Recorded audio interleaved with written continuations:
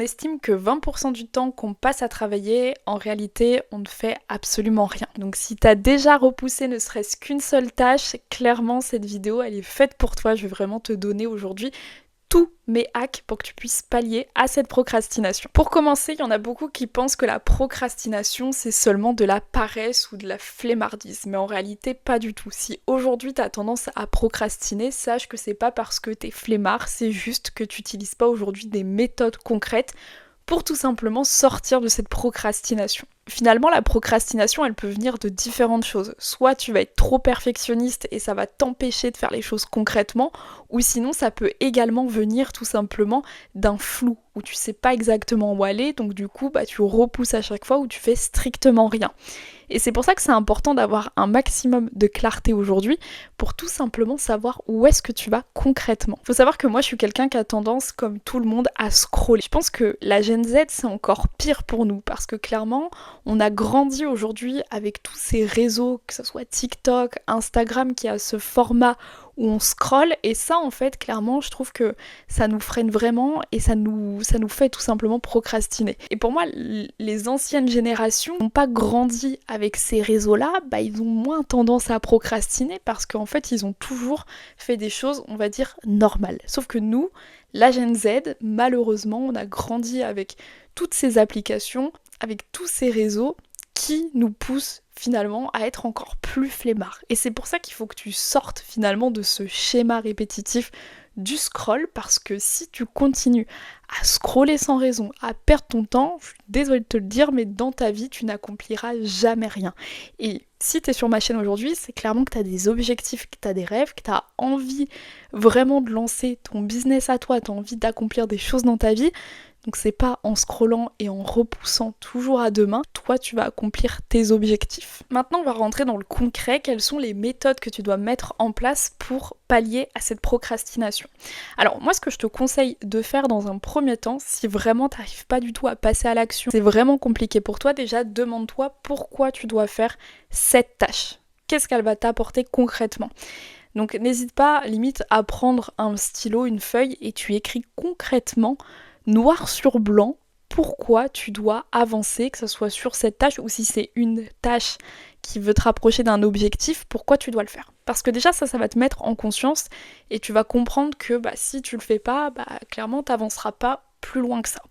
Ça c'est la première chose. La deuxième chose c'est de voir combien de temps te prend cette tâche. Est-ce qu'elle te prend plus de 2 minutes ou est-ce qu'elle te prend moins de 2 minutes ? Si c'est une tâche qui est rapide, qui te prend moins de 2 minutes, tu te poses pas de questions, tu la fais tout de suite, maintenant. Si c'est une tâche par contre qui te demande, je sais pas, plus de 5 minutes, plus de 10 minutes, n'hésite pas à venir la découper. Parce que parfois en fait on a tendance à se donner une tâche qui va être beaucoup trop grosse, beaucoup trop grande, et en fait ça nous paralyse totalement, ce qui fait qu'on ne passe jamais à l'action sur cette tâche. Et parfois cette tâche-là, si on regarde vraiment de plus près, elle peut être découpée.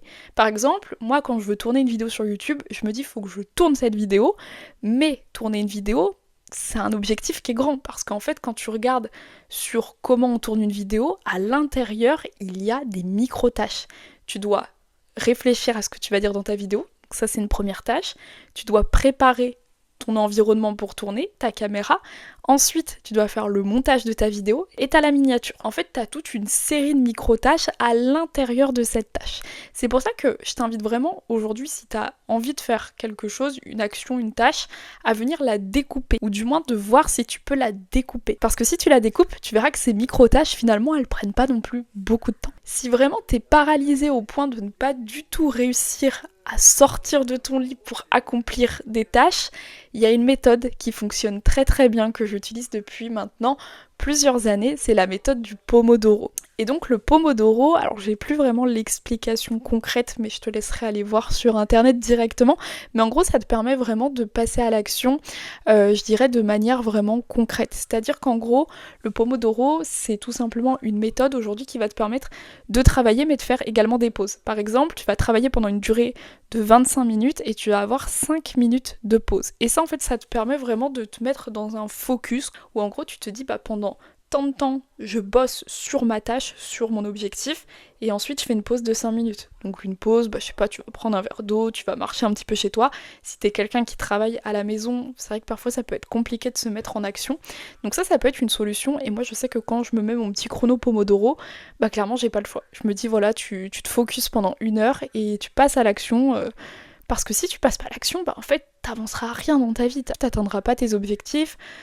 Tu seras quelqu'un qui sera toujours au même stade. Moi ce que je me dis c'est que si je le fais pas en fait, je serai toujours au même stade aujourd'hui. J'ai pas envie dans 5 ans, dans 10 ans d'être encore au même endroit à ne pas avancer. Aujourd'hui, on a des rêves, on a des objectifs, il faut simplement passer à l'action. C'est pour ça que le Pomodoro, je trouve que c'est une méthode pour moi qui fonctionne bien, alors que peut-être pour toi elle va pas forcément fonctionner autant que moi, mais essaye-la.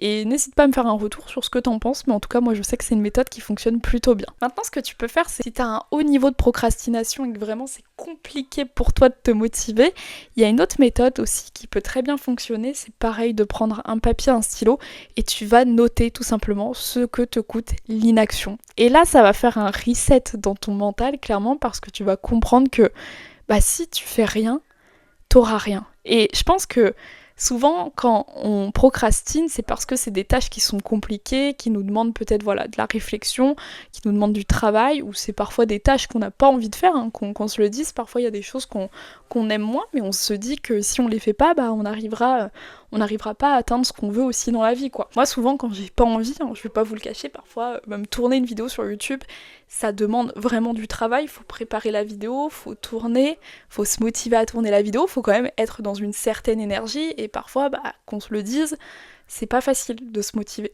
Mais je me dis, si je le fais pas, qu'est-ce qui se passe ? Il se passe rien. Et moi, j'ai pas envie aujourd'hui, en fait, que ma vie soit lambda encore dans quelques années. Je veux vraiment pousser les choses. Je veux me prouver à moi-même que poster mes vidéos, ça me rapporte quelque chose, que ça fonctionne. Même si ça prend du temps, je pense que vous le savez ici.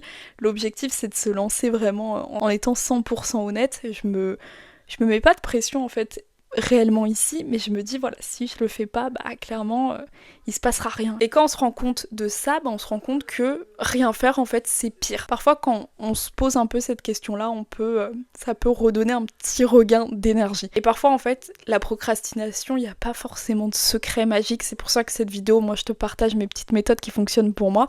Peut-être que toi, il y en a aucune qui va fonctionner pour toi, mais parfois il faut juste se rendre compte que en fait on est totalement distrait. Et c'est ça qui pousse à procrastiner. On est dans une ère où on a tout à portée de main. Et moi j'aurais tellement voulu en fait être au tout début où il n'y avait pas tout ça, où il n'y avait pas TikTok, il n'y avait pas Instagram, il y avait... Bon après s'il n'y aurait pas tout ça, je pense que je sais pas ce que j'aurais lancé aussi exactement comme activité en ligne, parce que moi j'ai envie de lancer quelque chose en ligne, mais je me dis avant c'était tellement plus simple aussi dans le sens où il n'y avait pas autant de distractions. T'avais pas le choix en fait de faire. Sinon je pense que t'avais tendance à t'ennuyer plus facilement avant. Après j'ai pas envie de me donner de fausses excuses parce que pour moi que ça soit aujourd'hui et maintenant, il y a aussi des avantages à ce qu'on est dans ces terres-là, dans le sens où avec internet on a tout. On a vraiment tout pour réussir en fait. C'est pour ça que il y en a beaucoup aussi qui échouent. On a tendance à avoir tout à portée de main.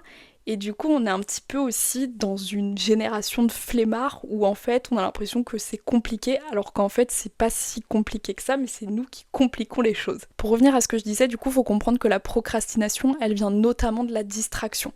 On est dans une ère où on a tout donc à portée de main, que ce soit TikTok, Instagram, YouTube, vraiment tout autour de nous, les jeux vidéo, en fait, tout ce qui est facile et qui nous provoque de la dopamine, c'est ce qui nous fait procrastiner. Qu'on se le dise, c'est vraiment la vérité aujourd'hui. Malheureusement, si tu procrastines, c'est potentiellement à cause de tous ces éléments perturbateurs autour. Donc ce qu'il faut que tu fasses, et ça aussi, moi c'est quelque chose que j'ai beaucoup de mal à faire, mais il va falloir que je me l'instaure concrètement, c'est de venir bloquer toutes ces distractions.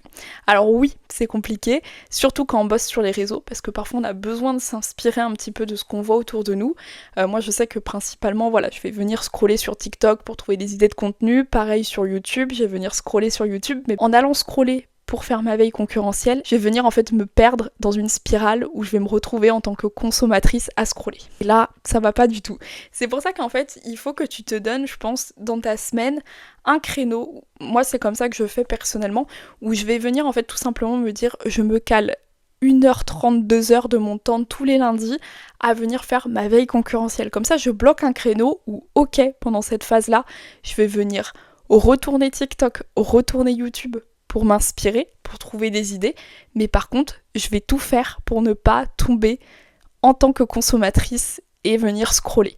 Parce que si je tombe là-dedans, bah clairement, je vais pas avancer sur ma veille concurrentielle. Donc moi, quand je rentre dans cette période où je vais venir faire ma veille concurrentielle, limite je me mets un petit chrono, j'ouvre à côté de moi mon Google Doc, je vais venir rentrer tout ce qui m'inspire, tous les comptes, et je vais vraiment venir en mode gros focus. Donc là, c'est vraiment ce que je te conseille personnellement. Après, ce que tu peux faire par la suite, parce que là, je te donne l'exemple selon moi quand je fais ma veille concurrentielle, mais c'est vrai que sans faire cette veille concurrentielle, j'ai toujours mon téléphone à côté de moi. Et parfois, bah oui, je vais le prendre et je vais me retrouver à scroller, à rien faire en fait, concrètement. Et c'est horrible, c'est véritablement un poison. Je vous le dis, le scroll est un poison. Et je m'en rends compte tous les jours. Parfois, je me réveille le matin, je me retrouve à scroller et parfois je me dis mais en fait j'ai scrollé pendant combien de temps? Je peux très bien scroller pendant 30 minutes, 1 heure. Et quand je m'en rends compte, je me dis mais je suis en train de bousiller véritablement mon cerveau à cause du scroll. Rien que le dire, ça me dégoûte d'être comme ça parce que clairement j'aime pas du tout